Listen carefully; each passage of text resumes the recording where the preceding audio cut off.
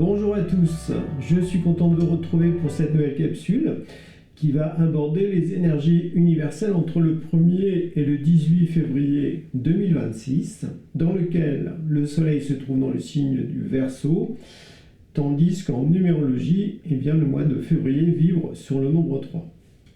Donc comme à chaque fois, je vais vous partager mes compréhensions de cette association de données universelles pour essayer de faire ressortir quelque chose qui me semble important durant cette période de l'année. Donc ce qui relie le Verseau et le nombre 3, c'est l'élément air, dans un premier temps. Donc en janvier, nous étions en mois 2. Le mois 2 est plutôt relié à l'eau. Bon, vous avez vu tout ce qui s'est passé, les inondations un peu partout, la neige. La neige, voilà, c'est de l'eau cristallisée.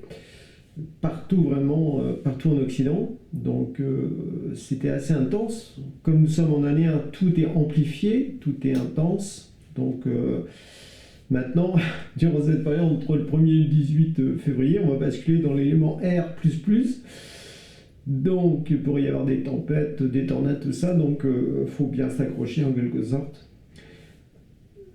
Nous sommes, comme je l'ai dit dans la vidéo sur 2026, nous sommes entrés dans le cycle de 9 ans, relié à la fin des temps, donc plein de choses émergent, s'amplifient au niveau de la nature, au niveau de la société, tout ça, bref, pour que chacun puisse se réveiller d'une certaine façon. Donc positivement, ce qui relie, ce que apporte l'élément R, positivement, c'est une pensée plus claire. On ose voir les choses en face, donc ça veut dire qu'il y a du discernement, il y a du bon sens, il y a du questionnement, il y a de l'analyse, bref, on essaye de trouver des solutions, on essaye de voir les choses avec un autre point de vue. Le Verseau, il est très relié au futur, à la modernité, donc il aime bien trouver une autre façon d'aborder les situations de la vie, pour trouver des solutions qui sont plus adaptées à qui l'on est devenu aujourd'hui, à l'humanité actuelle. Et le nombre 3, couplé à l'année 1, met vraiment l'accent sur ce besoin de voir les choses autrement, d'agir autrement, de penser autrement. C'est comme s'il fallait changer notre état d'esprit. Forcément, comme on est plein de conditionnements liés à notre éducation, à notre milieu familial, etc., si on n'a pas fait de travail sur soi, forcément, toutes les situations que la vie qui se présentent à nous, on les aborde en fonction de nos références passées, qu'elles soient vraies ou pas. Ça peut être religieux, ça peut être culturel, ça peut être social, tout ce que vous voulez, scientifique. C'est toujours du passé, en fait. C'est toujours des références qu'on nous a ingurgitées.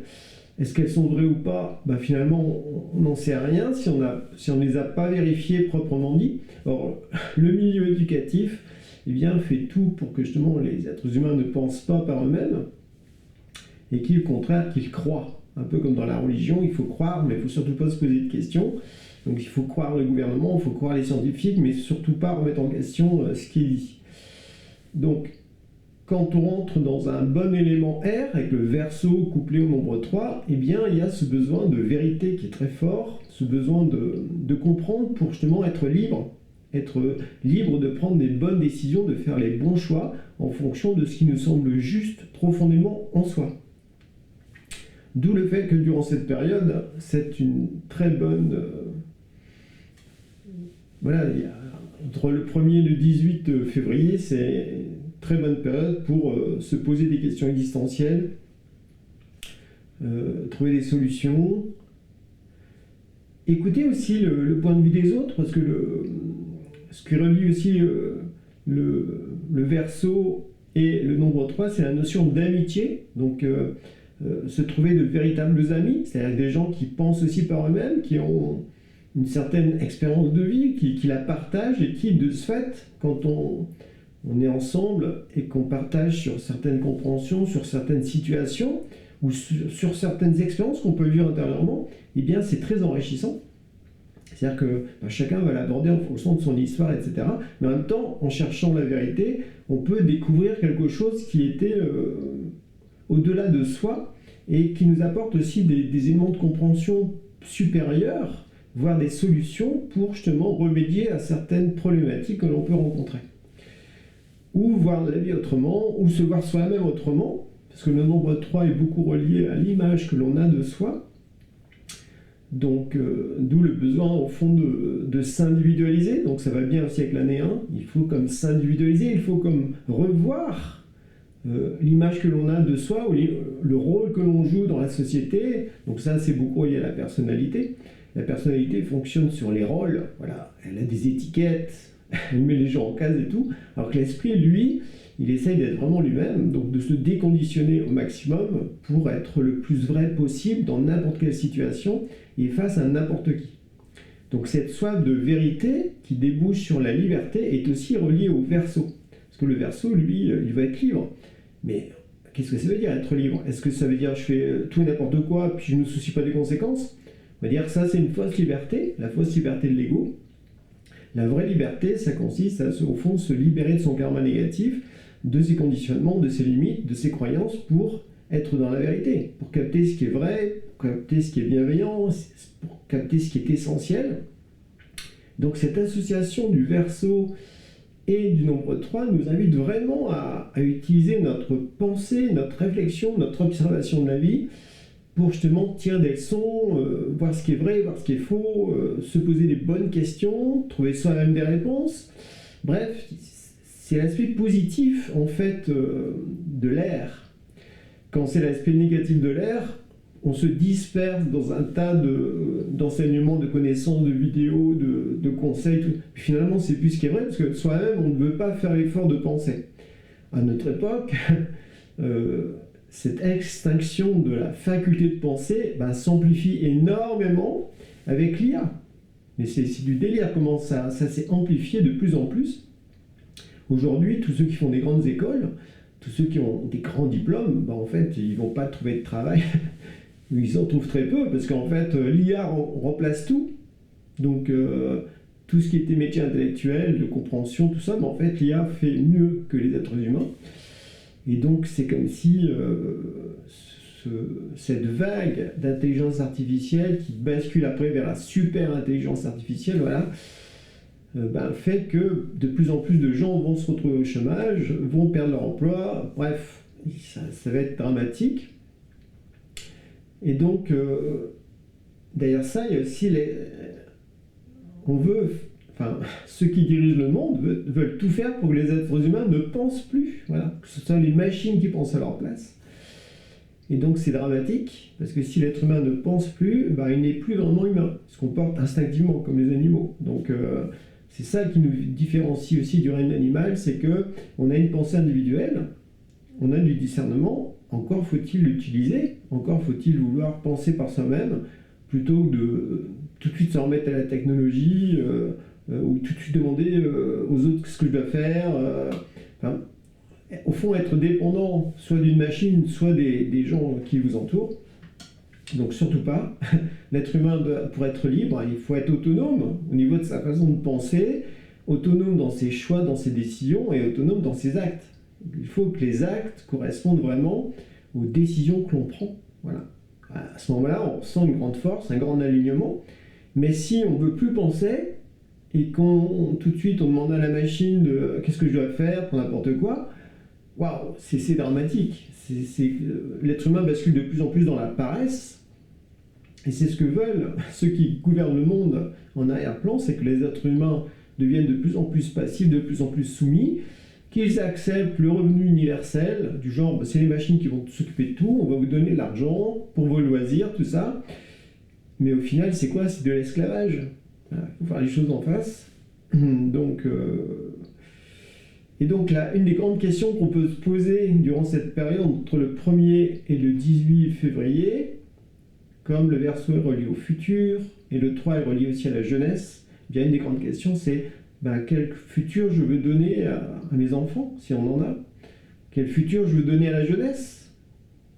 Donc c'est des grandes questions, parce que c'est la jeunesse en fait qui est censée construire le futur.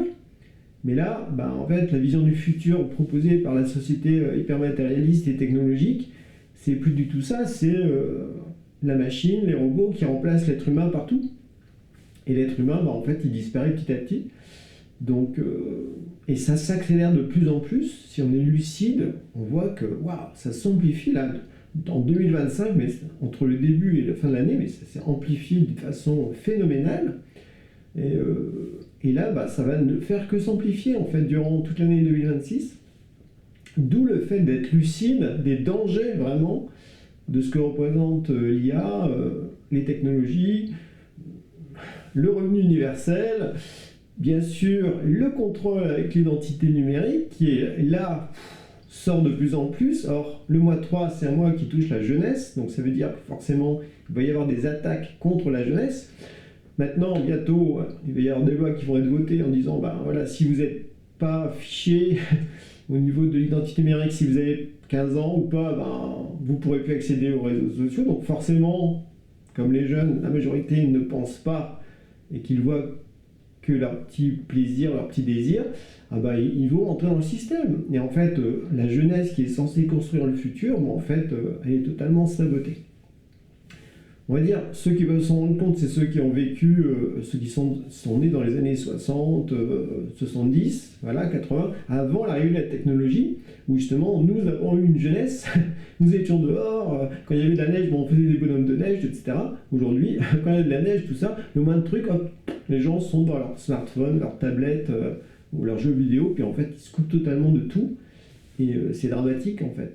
Bon, par chance, il y a une partie de la jeunesse qui est consciente de ça, qui veulent des vraies relations, qui veulent des vraies aventures de vie, qui font en sorte de construire leur propre métier, etc. Donc ça, c'est beau, mais ils sont rares, malheureusement. Mais ça existe. Voilà. Donc, si vous avez des enfants, posez-vous cette question, quel futur je veux leur donner? Et dès aujourd'hui, qu'est-ce qu'il faut faire pour que... ils ne soient pas happés par toutes les tentations du monde, voilà, de façon à les préserver dans leur intégrité, dans leur beauté intérieure, etc. Donc c'est pas évident. Donc ça demande bien sûr aux parents de se positionner si clairement, de faire des choix parfois radicaux. Mais au fond, on en est là de plus en plus, chacun doit vraiment choisir son camp. Et durant cette période, c'est un excellent moyen pour mettre les choses à plat, bien y penser, réfléchir, échanger avec nos amis, pour percevoir au fond quel futur on veut avoir. Parce que positivement aussi, c'est une période où on peut capter des éléments d'un futur bienveillant en opposition au futur matérialiste, technologique qui est proposé de plus en plus. Voilà, donc c'est comme s'il y avait deux mondes qui se dessinent de plus en plus. Parce qu'on veut faire partie du nouveau monde qui construit quelque chose de plus humain, de plus fraternel, de plus libre, véritablement, où on a la liberté de penser, on a le droit de dire ce que l'on pense, on a le droit de remettre en question ce qui est proposé par le système, tout ça, ou est-ce qu'à l'inverse, on s'éteint totalement, on ne veut plus penser, puis on bascule en conscience de rêve, en fait, on ne veut plus voir ce qui nous dérange, et on veut se faire porter, puis on ne veut plus d'ennui, et ce qui fait on est entraîné dans une direction qui, au fond, n'est pas du tout bienveillante pour notre destinée. Ce qui relie aussi le 3 et le Verseau, c'est la notion d'originalité. Donc, originalité dans la création, originalité du mode de vie, originalité dans notre pratique spirituelle. Il y a plein de choses, comme s'il fallait renouveler un petit peu notre façon de vivre. Donc, ça peut toucher tous les domaines de notre existence. Donc cette originalité fait que, hop, on peut y mettre davantage notre esprit, on peut y mettre davantage notre véritable couleur intérieure pour que justement on arrête de reproduire le passé, qu'on progresse vers le futur, qu'on construit quelque chose d'épanouissant véritablement, même si à l'extérieur il y a plein de choses qui pourraient nous faire tomber dans la désespérance. Au contraire, non. D'où l'importance de se construire une image réaliste du futur, pas utopique, pas planante justement, parce que ça peut être aussi un piège. Ce monde est tellement affreux que on va vouloir fuir dans un monde illusoire, donc soit dans les jeux vidéo, soit dans le rêve, voilà, ou soit dans des fausses expériences spirituelles, en attendant un miracle. Il y a beaucoup ça, on voit beaucoup ça actuellement. Non, en fait, le vrai futur, il faut être conscient du danger qui existe, de la situation actuelle de l'humanité, de la société, et faire des bons choix, accepter les épreuves, les défis, etc. Mais en même temps, on sait dans quelle direction on va, parce que c'est une direction qu'on a ressentie au plus profond de soi, on sait qu'elle est bienveillante, ça va demander des efforts, mais en même temps, c'est pas que pour soi qu'on fait ces efforts-là, hein, c'est pour la jeunesse aussi, c'est pour nos proches, c'est pour apporter un futur, un meilleur futur à une partie de l'humanité, celle qui aurait choisi de penser, celle qui aurait choisi de se réouvrir au monde spirituel. Parce que ce qui relie aussi le verso et le 3, c'est la dimension du ciel, du cosmos, de l'univers. Donc ça veut dire que au-delà de l'aspect science-fiction ou au-delà de l'aspect spatial, c'est-à-dire qu'on va créer une navette pour fuir la Terre, pour aller habiter sur notre planète, ce qui est totalement illusoire en fait. Non, on est sur Terre, il se passe des choses, on a une responsabilité, il faut l'assumer, et de là, qu'est-ce qu'on fait pour changer un peu la situation et puis construire un nouveau futur. Mais donc ce ciel ou ce cosmos, c'est aussi le monde spirituel. Donc c'est une très bonne période pour lire des livres spirituels. Donc c'est des livres qui n'intéressent pas du tout la personnalité. Donc ce n'est pas du développement personnel, c'est vraiment des livres qui s'intéressent à la constitution du monde spirituel, la constitution de l'être humain, les différents mondes, ou le monde invisible. Voilà. C'est une dimension en fait qui est au-delà du terrestre. Donc pour ça, ça peut être aussi une sagesse universelle. Comment la Terre a été créée, d'un point de vue de la sagesse spirituelle, pas du point de vue du Big Bang scientifique, où ce sont que des théories en fait, voilà. Non, non. La Terre, c'est un être spirituel vivant qui a été créé de façon spirituelle. Tout comme l'être humain, on n'est pas devenu homme ou femme comme ça du jour au lendemain. Il y a eu une création. Donc on peut s'intéresser comme ça à la création de l'être humain, à la création de la Terre, pour élargir notre conscience et justement développer une pensée plus universelle. Et quand on a une pensée qui est plus universelle, plus vivante, plus ouverte aux vérités spirituelles, eh bien, on voit la vie terrestre sous un autre angle, de façon plus vraie, plus juste. On perçoit les dangers, on perçoit les forces, on perçoit les bonnes choses, les mauvaises choses, mais on accepte de voir clairement les choses en face. Donc, c'est intéressant durant cette période, voilà, de s'intéresser à une connaissance qui nous élève vers le ciel, en fait, qui nourrit notre être spirituel et qui va de ce fait nous permettre de nous décoller de l'image que l'on croit être, en fait. Voilà. En fait, c'est la personnalité. On a tous une personnalité conditionnée, plus ou moins forte, mais quand on prend conscience de son esprit, on arrive à se décoller de sa personnalité. De ce fait, on peut transformer cette personnalité pour être davantage soi-même.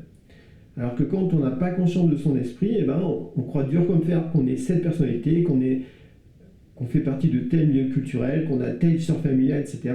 Et en fait, on est comme attaché à des rôles, à des images qui nous collent à la peau. Et bien souvent, il faut un choc pour nous décoller de ça et nous réveiller au fond.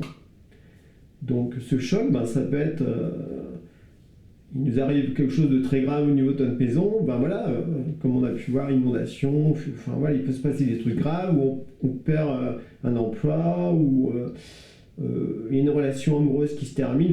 On est choqué profondément, et à ce moment-là, positivement, on peut se décoller de sa personnalité conditionnée et prendre conscience de qui l'on est en tant qu'esprit. Et à ce moment-là, d'un seul coup, on commence à se poser des questions existentielles. Pourquoi je suis sur Terre? Qui suis-je véritablement? Quel est le sens de ma vie? Pourquoi je vis telle épreuve? Bref, toutes ces questions-là qui ont du sens. Et durant cette période, entre le 1er et le 18 février, c'est un moment idéal pour se poser ces grandes questions existentielles et s'intéresser à une connaissance spirituelle qui nous dépasse largement, qui va nourrir notre esprit, mais qui, du point de vue de la personnalité, ne servira strictement à rien. Parce que ce ne sera pas utile pour elle. C'est normal, c'est parce que ce n'est pas matériel. Mais en même temps, c'est ça qui permet au fond de se renforcer intérieurement. C'est si en soi on a une vie intérieure, une vie spirituelle intérieure, et de là après, on peut aborder notre vie terrestre, notre vie relationnelle avec plus de force, plus d'aplomb et un certain recul aussi. Ce qui permet de voir la vérité davantage en face et de faire les bons choix. Donc voilà un petit peu ce que j'avais à vous partager. Oui, je me disais que si vous êtes intéressé par le futur et la jeunesse, il y a un livre que je vous recommande. Donc c'est un livre qui a été écrit par Pierre Lassalle et Lucie Delalin. C'est aux éditions Terre de Lumière. Donc ça s'appelle Un futur pour la jeunesse. Donc c'est très pratique. Donc ça s'adresse aux jeunes en priorité. Mais si vous avez des enfants, des ados, etc., ben, ça peut être aussi intéressant de le lire. Voilà. Il y a des choses qui peut-être vous perturberont dedans, mais quand on s'ouvre à la dimension spirituelle, on accepte de voir ce qui va et ce qui ne va pas. Mais c'est très intéressant. Parce qu'il y a, comme si, quand un jeune peut lire ce livre, ben, il y a des questions, petit à petit, il trouve lui-même les réponses, donc il y a une dynamique au niveau de la pensée qui est proposée. Donc n'hésitez pas à vous procurer ce livre, ou à l'offrir à un jeune, voilà, qui est réveillé, on va dire, ou qui est en passe de se réveiller, ça peut toujours l'aider.